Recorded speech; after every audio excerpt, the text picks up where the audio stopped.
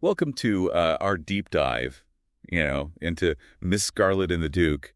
This show, it's got those whodunit tropes. Yeah. Yeah. But we're really going deeper than that. Yeah. Looking at Victorian London, especially the social dynamics. Yeah, and it's interesting, how they don't just present this nostalgic, romanticized view of the Victorian era. Right. It tackles some pretty tough stuff head on. Gender inequality, class disparities, even racial prejudice. It's all there. Yeah. And it really makes you think, like in that episode with the forged painting, at first you think it's just about the forger, but then, you realize the whole art market is built on this system that favors the wealthy. Totally. It exposes how art, something we see as refined and cultural, can actually be used to keep those inequalities going. And Eliza having to deal with all that. Oh, everyone's doubting her because she's a woman. Exactly.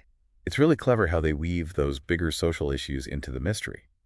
And speaking of Eliza, her wardrobe is amazing. It's not just about looking good. Oh, it's so deliberate, very symbolic, like her blue dress. That blue dress. It's not just fashionable. It's like a subtle way of going against the Victorian norms. That deep blue color, you didn't see that on women much back then. And the pockets, so important for her work. Yeah. So she can move freely and not be all constrained like the typical Victorian woman. Exactly. And you can compare her clothes to the other women. The richer ones, they have these lighter colors and more elaborate designs. Shows their status, but also how restricted they are. Yeah. It's a really effective way to show that difference between Eliza's independence and what society expected of women back then. Yeah. And of course, we can't talk about the show without mentioning the Duke himself. Their relationship is, well, complicated, to say the least. Yeah, the fans are always speculating about them. Is it just a partnership, for justice? Or is there something more there? The show keeps you guessing. And now he's gone in the new season. Changes the whole dynamic. But it shows how Eliza can stand on her own. Definitely a bold move.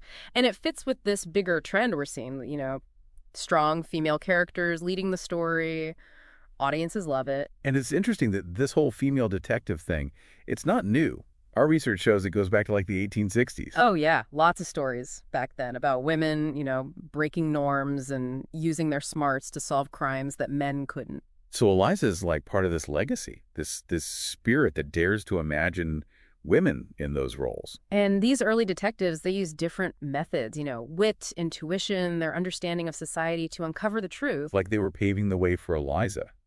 Showing women could be just as brilliant, if not more. Absolutely. And what makes Miss Scarlet and the Duke so good is it doesn't just copy that. It adds to it, with complexity and social commentary that speaks to us today. Right. It blends those historical elements with a modern feel, making it entertaining and smart.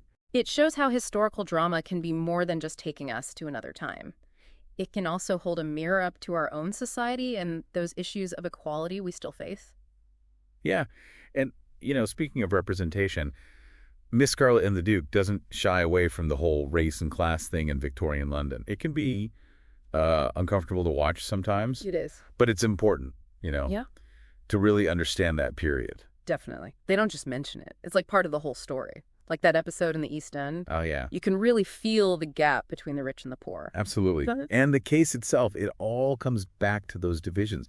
You see how easily those in power can take advantage of people and how prejudice gets in the way of justice. And it's not just showing the problem. It's about how those inequalities affect people. How they deal with it, fight for their rights, hold on to their dignity. It makes it more emotional. Those historical issues feel real, like they could happen today. And you see the characters, struggling with their own biases. Like in that same episode, there's that street vendor. At first, you think he's suspicious. But then you learn his story. Yeah, and it makes you question your own assumptions. Exactly. You realize you can't judge people just by how much money they have or their social status. The show makes you think about all those bigger things that cause inequality. I like that they don't avoid those difficult topics. It shows they really want to be authentic, and show all sides of Victorian society. It makes the story better, too. The mysteries aren't just puzzles. They're looking into the real social and political life back then. And let's be real, the chemistry between Eliza and the Duke, it adds a whole other layer. Oh, yeah. Even when they're floating, there's that tension. So much fun to watch. It's witty, there's banter, and all those unspoken emotions. Classic dynamic, but it works so well. And even though the Duke's gone now, their relationship, it still affects Eliza. It does. It's like a hole that she has to deal with. Adds this emotional weight to her story, trying to be independent but still feeling that loss. The writers were brave to do that. But it makes Eliza stronger. She has to face her weaknesses and realize her own strength. And it lets the show explore new relationships, keeps it fresh. Exactly. And it shows how strong women can be. Eliza doesn't need the Duke to define her anymore. She's taking control. It's great. And, it connects back to those early female detectives we talked about. They were all pushing boundaries, showing that women can solve crimes just as well as men. It's like Eliza's part of this bigger conversation, this long history of women fighting for their place, their intelligence, their right to do what they love. Exactly. And Miss Scarlet and the Duke does a brilliant job of bringing all that together. It's fun to watch, but it also makes you think. It doesn't get you over the head with a message. It's just part of the story. Exactly. They show the real Victorian world, but they also celebrate those good things, human spirit, friendship, people standing up for what's right. And it all looks amazing, too. The costumes, the sets, they really take you back to Victorian London. Oh, the creators did such a good job. You feel like you're on those busy streets or in those dark pubs. Like time travel. I can almost smell the smoke and hear the horses. And the costumes, especially Eliza's. We talked about them, but they deserve another mention. Each one tells a story. Her personality, her job, how she rejects the norms. It's visual storytelling at its best. Yeah. And you see how different it is from what other women wore. Eliza's free to move. She's not held back. It shows that even back then, even with all those rules, some women were brave enough to break free. And that's what makes Eliza so great. She represents that strength, that refusal to be put in a box.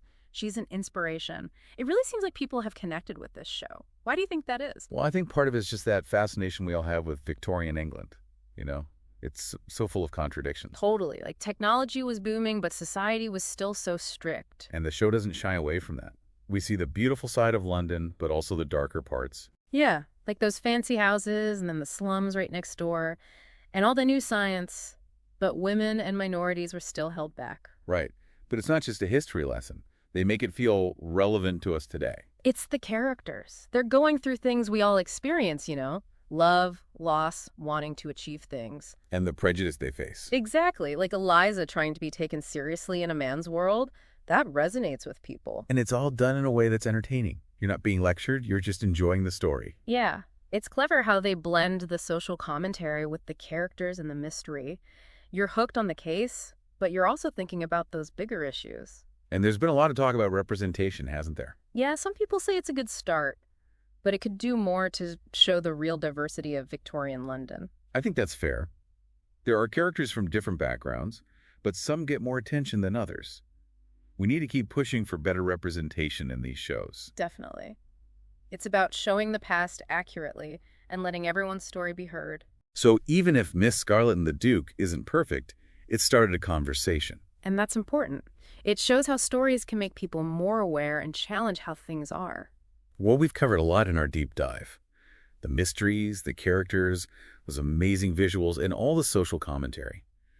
Any final thoughts for our listeners? I think the main thing is this show proves that historical dramas can be fun and smart. They can take us to another time, but also make us think about our own world. And Miss Scarlet and the Duke does that brilliantly.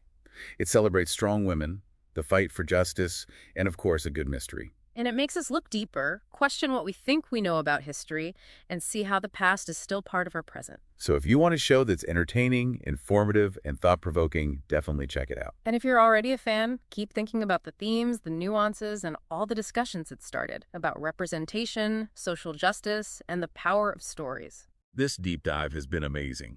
We've gone from the first female detectives to how the show tackles social issues. We've seen its impact on audiences today. It all makes you wonder, in a world where entertainment and social awareness are so connected, what does a show like this say about us? What stories do we want to see? We'll leave you with that thought. Until next time, keep exploring, keep questioning, and keep diving deep.